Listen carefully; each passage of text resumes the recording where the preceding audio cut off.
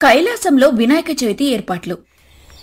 ఒకరోజు కార్తికేయుడు కైలాసంలో దిగులుగా కూర్చొని ఆకాశం వైపు చూస్తున్నాడు. అతని ముఖంలో సంతోషం లేదు. పార్వతీదేవి చేతిలో పూలబుట్టతో అక్కడికొస్తుంది. కార్తికేయుడిని చూసి ఆశ్చర్యపోతుంది. అతని పక్కన కూర్చుంటుంది. కుమారా కార్తికేయ, ఏమిటిది? ఎప్పుడు సంతోషంగా ఉండే నీ ముఖం ఎందుకిలా వాడిపోయింది? కైలాసంలో ఏదైనా నిన్ను బాధపెట్టిందా? నీ మనసులో ఏదో బాధున్నట్టుంది. నాతో చెప్పు నాయనా. అమ్మా, నీకు తెలియనిదేముంది? మరికొన్ని రోజుల్లో వినాయక చవితి వస్తుంది కదా. అవును నాయనా, వినాయక చవితంటే ఎంతో పవిత్రమైన పండుగ కదా. మరి దాని గురించి ఎందుకు దిగులు? వినాయకుడు భూలోకానికి వెళ్ళిపోతాడు కదా. 9 రోజుల పాటు అక్కడ తన భక్తుల పూజలు అందుకుంటాడు. 9 రోజుల పాటు కైలాసంలో నాకు తోడుగా ఉండడు కదా. వినాయకుడు 9 రోజులు కైలాసంలో ఉండడు అనగానే నాకు చాలా బాధగా ఉందమ్మా. అవును నాయనా, నువ్వు చెప్పింది నిజమే. వినాయకుడు భూలోకానికి వెళ్లడం నాక్కూడా బాధని కలిగిస్తుంది. కొడుకు దూరంగా ఉంటాడని ఏ తల్లికి మాత్రం బాధుండదు. కాని అది తప్పదు కదా. వినాయకుడు మొదటి పూజలందుకునే దేవుడు. భూలోకంలో తన భక్తులు అతని రాక కోసం ఎంతో ఆశగా ఎదురుచూస్తుంటారు. వారి కష్టాలను తీర్చటానికి, వారికి మంచి జరగటానికి అతను వెళ్ళక తప్పదు. ఇది అతని ధర్మం నాయనా. అవునమ్మా, నాకు తెలుసు. కాని అన్నయ్య లేకుండా కైలాసం నాకు వెలవెలబోయినట్టు అనిపిస్తుంది. నీ బాధ నాకర్థమైంది నాయనా. కాని ధర్మాన్ని పాటించడం కూడా ముఖ్యమే కదా. మనం అతని రాక కోసం ఎదురుచూద్దాం. అంతలో పరమశివుడు అక్కడికొస్తాడు. పార్వతీదేవి, కార్తికేయుడు లేచి నిలబడి ఆయనకు నమస్కరిస్తారు. ఏమిటి పార్వతీ, కార్తికేయ, మీరిద్దరూ ఏదో బాధలో ఉన్నట్టున్నారు? వినాయకుని గురించి ఆలోచిస్తున్నారా? అవును స్వామి, వినాయక చవితి రాకతో వినాయకుడు భూలోకానికి వెళ్లిపోతాడని కార్తికేయుడు బాధపడుతున్నాడు. నాకు కూడా కొంత దిగులుగానే ఉంది. మీ బాధ నాకర్థమైంది. వినాయకుడు మీతో లేని లోటు మీకు తెలుసు. కాని ఆ లోటును ఎలా తీర్చాలో నాకు తెలుసు. వినాయకుడు కైలాసంలో ఉండడు అని బాధపడే బదులు మీరిద్దరూ ఈ 9 రోజులు వినాయకుడికి పూజలు చేయండి. పూజలా? కాని అమ్మా నాన్న వినాయకుడు ఇక్కడే లేనప్పుడు పూజలు చేయడమెలా? వినాయకుడు ఎప్పుడూ మనతోనే ఉంటాడు నాయనా. కేవలం శరీరం దూరంగా ఉన్నా అతని ఆత్మ ఇక్కడే ఉంటుంది. మీరొక మట్టి వినాయకుడి విగ్రహాన్ని తయారు చేయండి. ఆ విగ్రహంలో వినాయకుడున్నాడని భావించి భక్తితో పూజలు చేయండి. అలా చేయడం వల్ల వినాయకుడు మనతోనే ఉన్నట్లు మీకు అనిపిస్తుంది. మీ మనసులోని లోటు తీరుతుంది. ఇది కేవలం ఒక ఆచారం కాదు, మీ భక్తికి ఒక రూపం. అవును స్వామి, మీరు చెప్పింది నిజమే. వినాయకుడు ఇక్కడే ఉన్నాడనే భావనతో పూజిస్తే ఆ లోటు తీరుతుంది. నాన్నా, నేను మట్టి విగ్రహాన్ని తయారు చేస్తాను. వినాయకుడికిష్టమైన విధంగా ఎంతో ప్రేమతో తయారు చేస్తాను. అలాగే నాయనా, మీ భక్తికి మించిన పూజ మరొకటి లేదు. ఈ 9 రోజులు మీరు చేసే పూజలు వినాయకుణ్ణి మరింత సంతోషపరుస్తాయి. వెంటనే పార్వతీదేవి, కార్తికేయుడు వినాయకుడి విగ్రహాన్ని తయారు చేయడానికి సిద్ధమయ్యారు. కైలాసంలోని పవిత్రమైన మట్టిని తీసుకొచ్చారు. చూడు కార్తికేయ, ఈ మట్టి ఎంత పవిత్రంగా ఉందో. దీనికి మన ప్రేమను, భక్తిని జోడిస్తే వినాయకుడు తప్పకుండా ఇందులో కొలువై ఉంటాడు. అవునమ్మా, అన్నయ్య పెద్ద బొజ్జ, ఒక దంతం, తొండం అన్నీ ఎంతో అందంగా రూపుదిద్దుకుంటున్నాయి. నిజంగా అన్నయ్య మన కళ్ల ముందే ప్రత్యక్షమైనట్టుంది. అవును నాయనా, మనసులో నిండైన భక్తి ఉంటే దైవం ఎప్పుడూ మనతోనే ఉంటుంది. ఈ విగ్రహం అన్నయ్య లేని లోటును తీరుస్తుంది. నేను అన్నయ్యకిష్టమైన మోదకాలు, లడ్డూలు తయారు చేయడంలో నీకు సాయం చేస్తానమ్మా. తప్పకుండా నాయనా, నీ ప్రేమతో చేసిన నైవేద్యాలను అన్నయ్య తప్పకుండా స్వీకరిస్తాడు. విగ్రహం పూర్తవుతుంది. అది ఎంతో అందంగా, నిజంగా ఉన్నట్టు కనిపిస్తుంది. పార్వతీదేవి, కార్తికేయుడి మనసు ఆ విగ్రహాన్ని చూసి ఆనందంతో నిండిపోతుంది. కైలాసంలో ఒక పవిత్రమైన స్థలంలో అందంగా అలంకరించిన మండపం. మధ్యలో మట్టి వినాయకుడి విగ్రహం పెట్టి పార్వతీదేవి, కార్తికేయుడు భక్తి శ్రద్ధలతో పూజలు చేయటం మొదలు పెడతారు. వినాయకుడికి 21 రకాల పత్రులను సమర్పిస్తూ, ఓ విఘ్నేశ్వర, మొదటి పూజలు అందుకునే దేవా, నీవు లేని లోటును తీర్చటానికి నీవు ఇక్కడే ఉన్నావని భావించి మేము ఈ మట్టి విగ్రహాన్ని తయారుచేసి పూజిస్తున్నాం. మా పూజలను స్వీకరించు. ఓం గజనాన నమః, ఓం గణేశాయ నమః, ఓం విఘ్నరాజాయ నమః, ఓం లంబోదరాయ నమః. తన చేతులతో తయారు చేసిన మోదకాలను విగ్రహం ముందు ఉంచుతాడు. అన్నయ్య, నీకిష్టమైన మోదకాలు, లడ్డూలు ఎంతో ప్రేమతో తయారుచేశాను, దయచేసి స్వీకరించు. శివుడు ప్రశాంతంగా వారి పూజలని చూస్తూ ఉంటాడు. వీరి భక్తి ఎంతో గొప్పది. శరీరం దూరంగా ఉన్నా వారి మనసుల్లో అతని సాన్నిధ్యం ఎంత స్పష్టంగా ఉందో. ఇదే కదా అసలైన భక్తి. అలా 9 రోజుల పాటు పూజలు కొనసాగుతాయి. ప్రతిరోజు పార్వతీదేవి, కార్తికేయుడు సంతోషంతో పూజలు చేస్తారు. వారి ముఖాల్లో ఆనందం, తృప్తి కనిపిస్తాయి. కార్తికేయుడి బాధ పూర్తిగా తొలగిపోతుంది. ఒకరోజు పూజ అనంతరం పార్వతీదేవితో కార్తికేయుడు, అమ్మా, నాన్న చెప్పిన మాట ఎంత నిజమో కదా.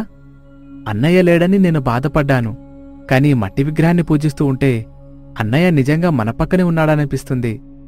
అతని అల్లరి, అతని నవ్వు అన్నీ నా కళ్ళ ముందు కనిపిస్తున్నాయి. అవును నాయనా, భక్తికి రూపం ముఖ్యం కాదు, మనసులోని భావమే ముఖ్యం. నీ భక్తి అన్నయ్యను నీ దగ్గరికి తీసుకొచ్చింది. 9వ రోజు వినాయక చవితి వేడుకలు ముగిశాయి. పరమశివుడు, పార్వతీదేవి, కార్తికేయుడు కలిసి మట్టి వినాయకుడి విగ్రహాన్ని కైలాసంలోని పవిత్రమైన గంగానది వద్దకు తీసుకొస్తారు. ఈ మట్టి విగ్రహం వినాయకుడి శరీరాన్ని సూచిస్తుంది. ఇది నీటిలో కరిగిపోయినా వినాయకుడు మన మనస్సులో ఎప్పటికీ నిలిచి ఉంటాడు. విగ్రహాన్ని నదిలో నిమజ్జనం చేస్తూ, ఓ గంగామాత, మా ప్రియమైన కొడుకును నీలో లీనం చేసుకో. అతని ఆశీస్సులు ఎల్లప్పుడూ మాపై ఉండేలా చూడు. అన్నయ్య, నీవు ఎప్పుడూ మాతోనే ఉంటావు. నీ ప్రేమ, నీ ఆశీస్సులు మాకు ఎప్పుడూ తోడుగా ఉంటాయి. విగ్రహం పూర్తిగా నీటిలో కరిగిపోతుంది. వారి మనసుల్లో ఒక ప్రశాంతత, తృప్తి నిండిపోతాయి. కొద్దిసేపటికే వినాయకుడు భూలోకం నుండి కైలాసానికి తిరిగి వస్తాడు. అతని ముఖంలో ఆనందం, కళ్లల్లో మంచి వెలుగు. తన తల్లిదండ్రులు, సోదరుడు తన కోసం చేసిన పూజల గురించి తెలుసుకుని ఎంతో సంతోషిస్తాడు. అమ్మా, నాన్న, కార్తికేయ, నేను లేని లోటును మీరు ఎంత అద్భుతంగా తీర్చుకున్నారు. మీ భక్తికి నేను ఎంతో సంతోషించాను. అన్నయ్య, నువ్వు దూరంగా ఉన్నావని బాధపడ్డాను, కాని నాన్న చెప్పినట్టు మట్టి విగ్రహాన్ని పూజించడం వల్ల నువ్వు మాతోనే ఉన్నావని అనిపించింది. ఇప్పుడు నువ్వు తిరిగి రావడం వల్ల మా ఆనందానికి హద్దులు లేవు. నీవు తిరిగి రావటం మాకు ఎంతో ఆనందాన్నిచ్చింది నాయనా. నీ భక్తి, నీ ప్రేమ ఎల్లప్పుడూ మాకు తోడుగా ఉంటాయి.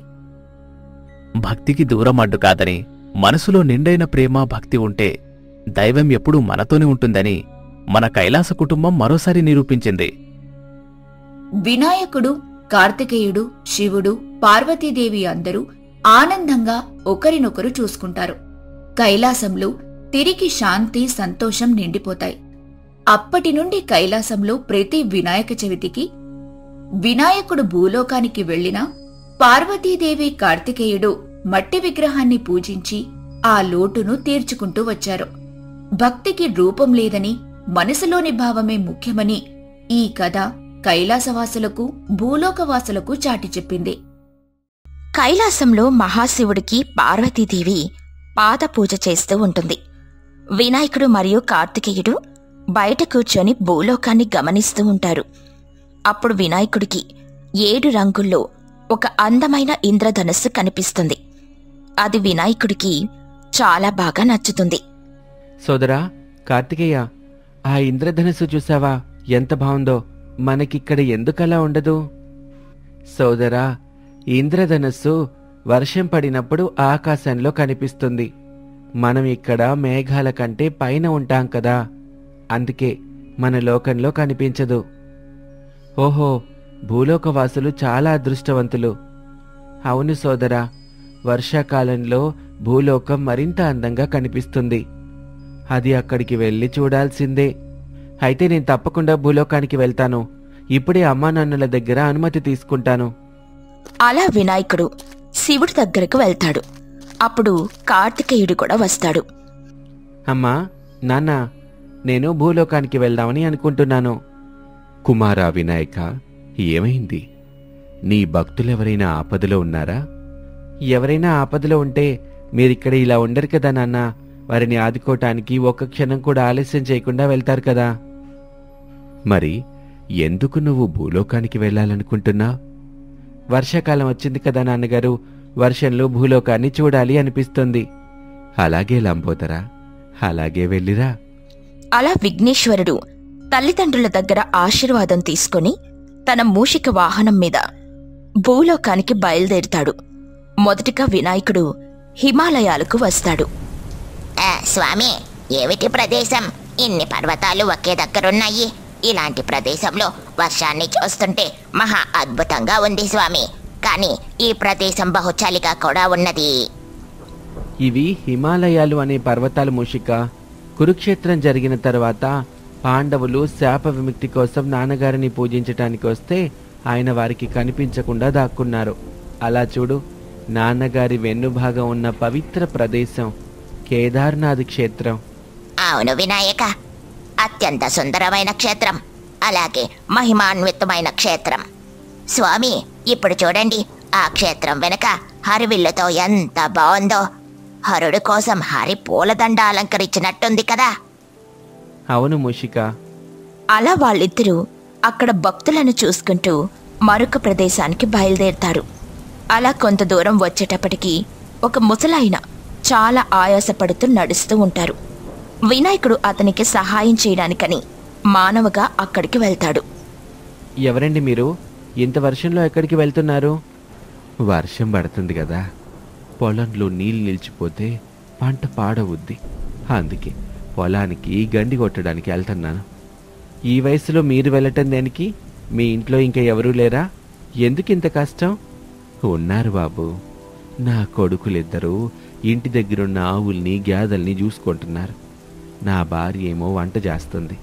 అయినా దీన్ని నేనేమీ కష్టం అనుకోవటంలా. ఇది నా బాధ్యత కదా. మన పిల్లలు ఎలాంటి వాళ్ళో మనకి అన్నం పెట్టి పొలం కూడా అట్టాంటిదేగా. అయినా ఇది నాకు అలవాటైన పని, అంత కష్టం కూడా ఏమీ కాదు. అలా రామస్వామి అక్కడి నుండి వెళ్ళిపోతాడు. మూషికం రామస్వామిని చూసి బాధపడడం వినాయకుడు గమనిస్తాడు. ఏమైంది మూషిక, ఎందుకలా బాధపడుతున్నావు? ఆయనకు నేను సహాయం చేయలేదనా?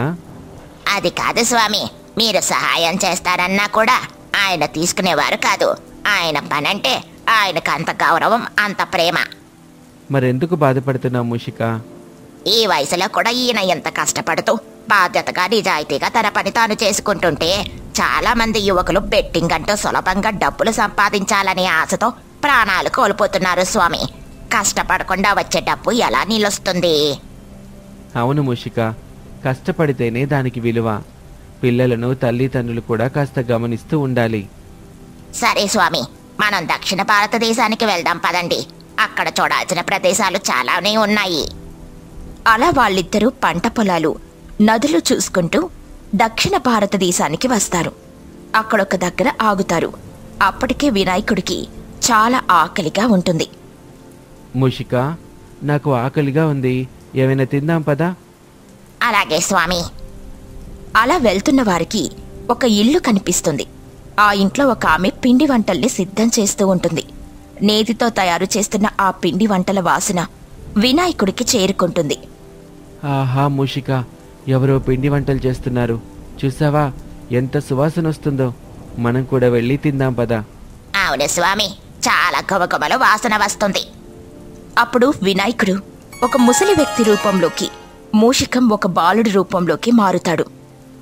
అమ్మా, ఎవరు లోపల? ఎవరండి? ఎవరు కావాలి? పిండి వంటలు చేస్తున్నారు కదా, ఈ సమయంలో ఏం పండగుంది? పండగేం లేదండి. ఈ ఊరు జమీందారు గారి ఇంటికి బంధువులు వస్తున్నారంట. వారికి చెయ్యమని అడిగితే నేను చేస్తున్నాను.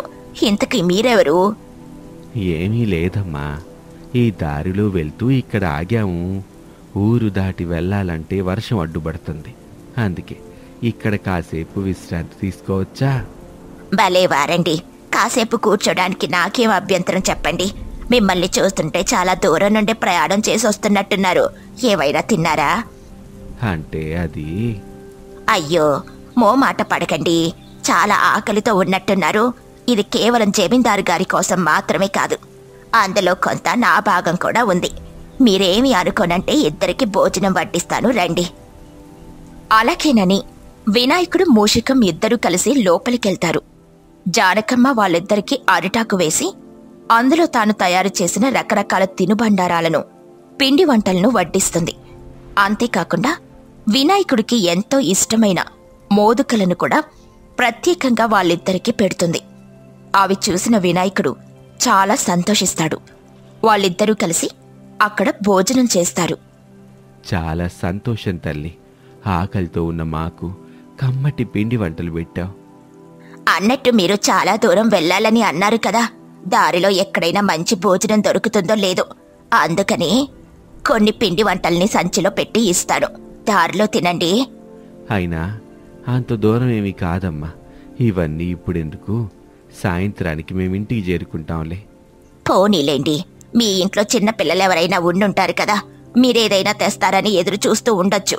వారి కోసమైనా తీసుకుని వెళ్ళండి. అలా జానకమ్మ తాను తయారు చేసిన పిండి వంటల్ని ఒక సంచిలో పెట్టి వారికిస్తుంది. ఇద్దరూ జానకమ్మను ఆశీర్వాదించి అక్కడి నుండి వెళ్ళిపోతారు. జానకమ్మ ఇచ్చిన తినుబండారాలను తీసుకుని వెళ్ళి తల్లిదండ్రులకి అలాగే కార్తికేయుడికి ఇస్తాడు వినాయకుడు. వారందరూ అవి తిని చాలా రుచిగా ఉన్నాయని అంటారు. అమ్మా, నాన్న, కార్తికేయ, మీరందరూ నాతో కలిసి ఒకసారి జానకమ్మ ఇంటికి రావాలి. ఎందుకు వినాయక? పాపం, ఆమెకు ఎవ్వరూ లేరు. ఆమె కుటుంబం ఒక ప్రమాదంలో మరణించారు. ఎవరూ లేరని చాలా బాధపడుతుంది. మనం వెళ్ళి కాసేపు ఆమెతో గడిపితే చాలా ఆనందంగా ఉంటుంది.